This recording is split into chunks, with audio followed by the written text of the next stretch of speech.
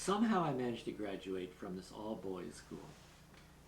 I graduated mainly, I'm sorry, I got admitted to Boston University mainly because I was a photographer by that point. And I made it on my images, certainly not on my academic record, which was C plus at best, because I think I was learning disabled. I mean, we didn't have all these terms back then, or any of the medications. Maybe I had ADD, I don't even know. But I knew that I couldn't concentrate on ancient history. I thought it was really boring. And a lot of, like, trigonometry, forget it. I mean, I didn't have any mind for that, but I sure did for the visual. And so I got into Boston University, and I attended school for the first time as a freshman in 1965.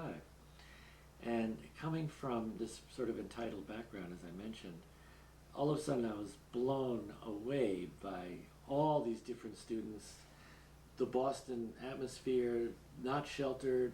Finally, I started taking photography courses, and it was not long before I was photo editor of the BU News, which was our weekly newspaper, which became a very left-wing newspaper very quickly.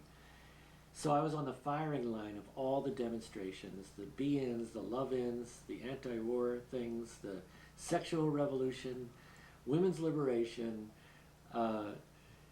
psychedelics, tripping, Grateful Dead, Jerry Garcia, Bob Dylan, Jimi Hendrix, Janis Joplin, all the important musicians of that era, the Beatles in particular, all sort of converged in like a 2 or 3 year span where, like, oh my God, the hits just kept on coming.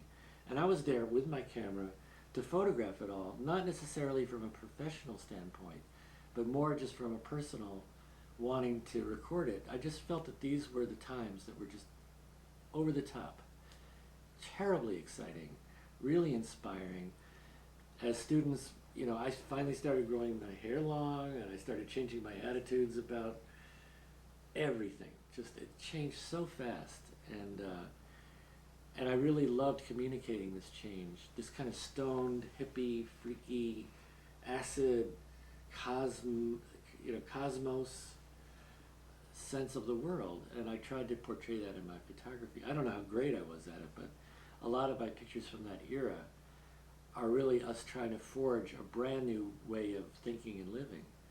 And I carried that on all the way through college, and a lot of my images of that era are really this countercultural revolution starting to form. And that was really exciting. And I don't think there's been anything like it since.